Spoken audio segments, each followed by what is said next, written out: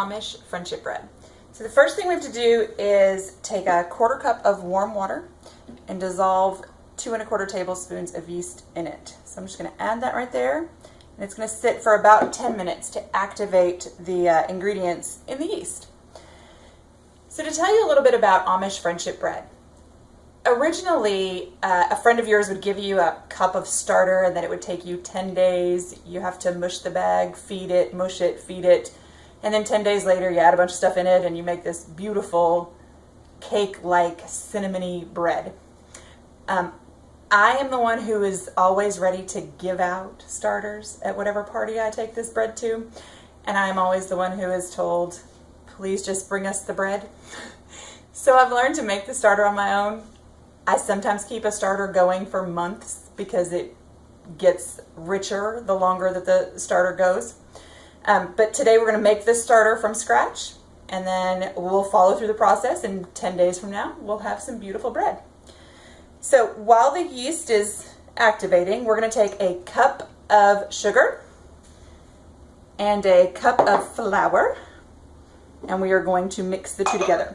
Now, one of the important things about Amish friendship bread is never to use metal. You can use ceramic, you can use plastic. I use wood for this specific bread. If you use metal with the friendship bread, because it takes 10 days for the starter to activate and to finally be ready, it gets kind of a tinny taste to it. So I don't use metal anywhere in the process. All right, we're going to mix. Make sure that both are thoroughly combined.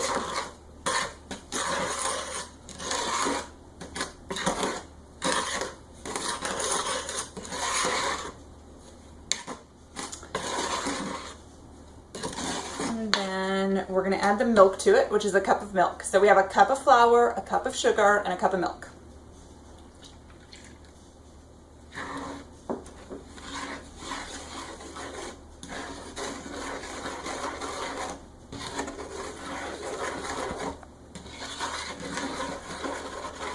And you want to make sure that you get all the chunks of flour dissipated and it just becomes one giant paste-like mixture once you've dissolved all of the flour and everything.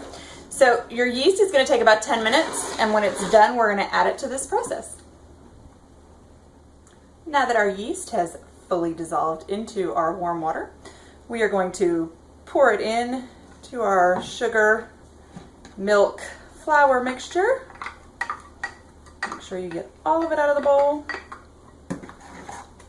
Stir it all together.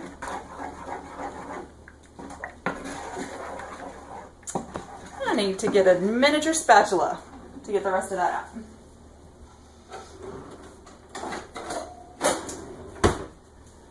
Once again, no metal. Just a little plastic spatula. Make sure we get all of that yeast out. We're gonna make sure it is completely dissolved.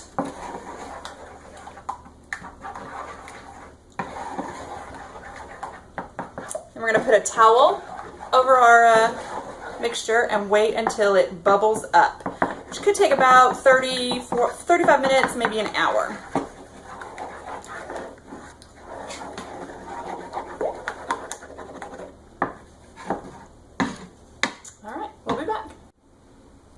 All right, we've been an hour to let it settle. See the bubbles in it? Then we're gonna stir it up one more time, and then we're gonna put it away in this Ziploc bag. Now, I date my bag just because I'll forget what day I'm on, and this helps me count backwards if I forget. So all we're gonna do is take the bowl, pour it in.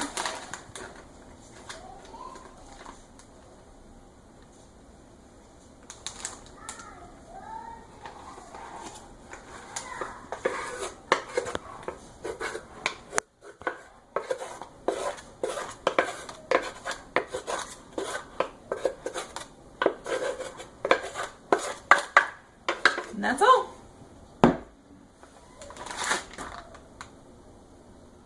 guys, today it is friendship bread, day 2.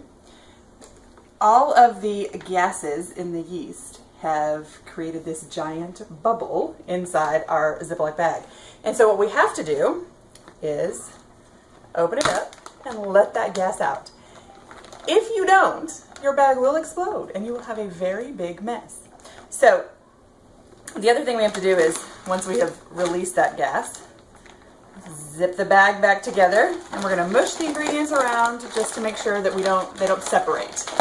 And you're going to do this for the next 3 days, and then we're going to add more ingredients. This is called feeding your starter. So the other important thing to know is you should keep your starter in a place where you can see it periodically throughout the week and or day. That way, if that gas builds up, you notice it before it explodes. Hey guys, today is day 6 of friendship bread.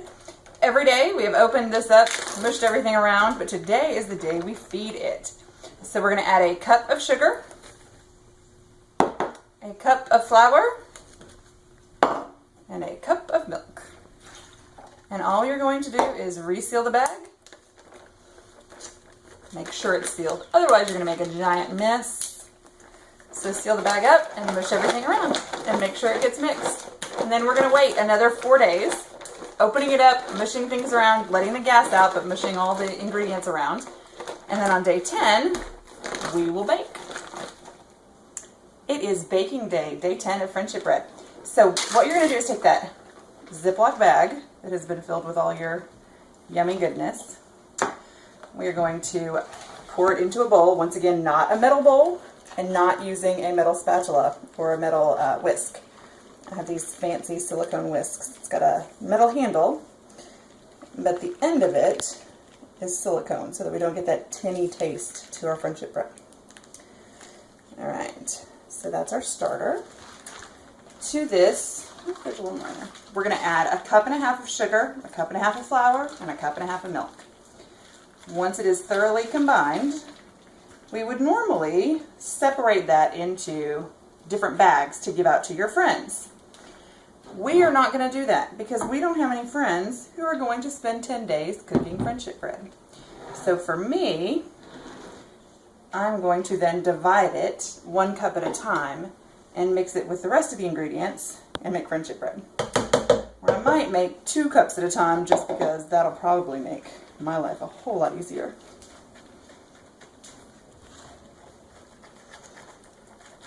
So here we are.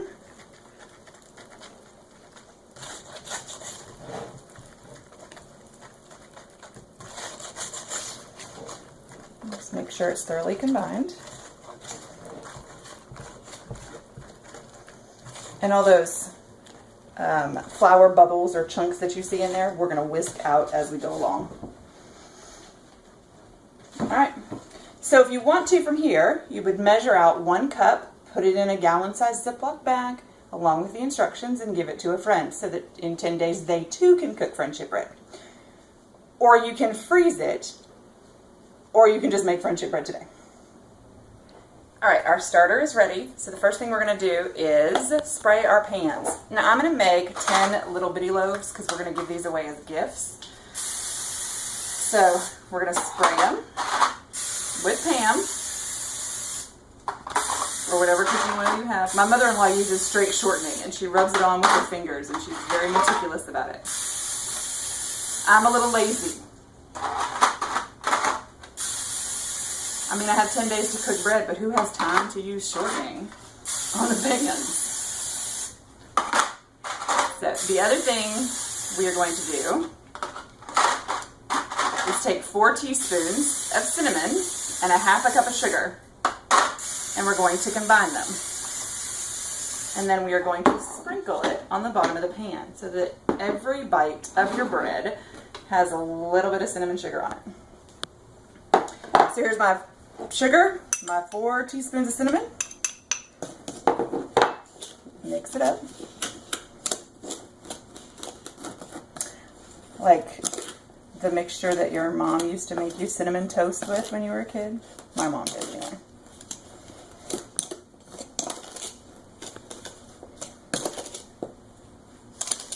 And once it's perfectly combined, we got a little bit of white streak still in there.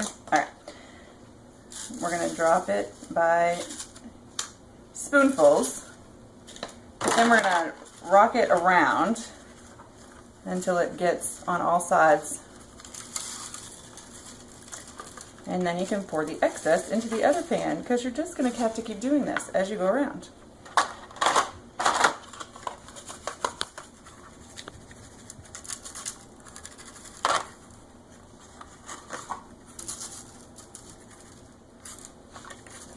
And if you miss any spots, just add some more sugar in. We're going to go around and do that to all 10 of these little pans. Alright, so I'm going to take 2 cups of starter. Normally you would only do 1, but I like to bake in bulk. So 2 cups. There's 1 and 2. So anything that I tell you here, just cut in half for a normal recipe.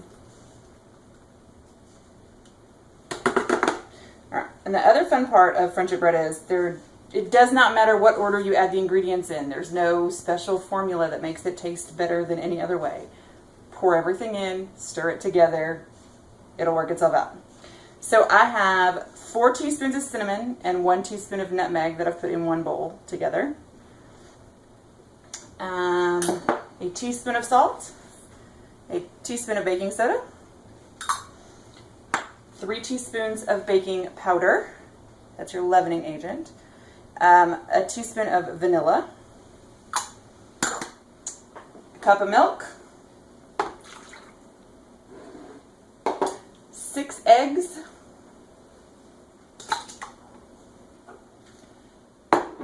2 cups of vegetable oil.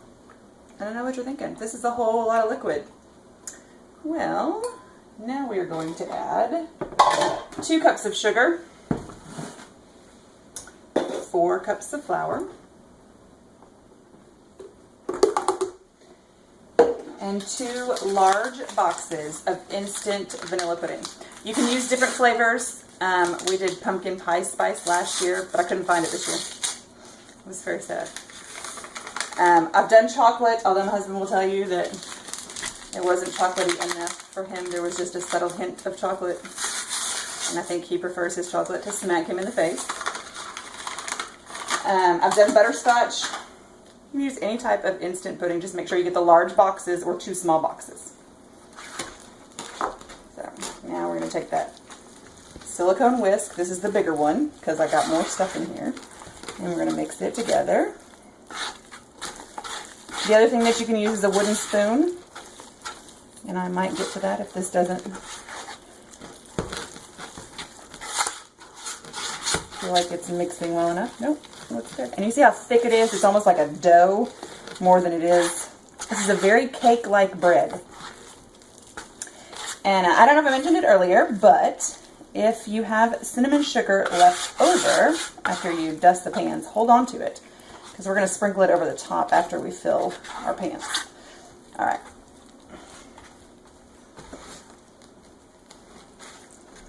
So, there we are. Now we are going to take our ladle. I use a ladle just because it's easier on me. You can use whatever works to get the batter in. You want to fill it about half full, because this bread rises a lot. It's almost like a cake as opposed to a bread.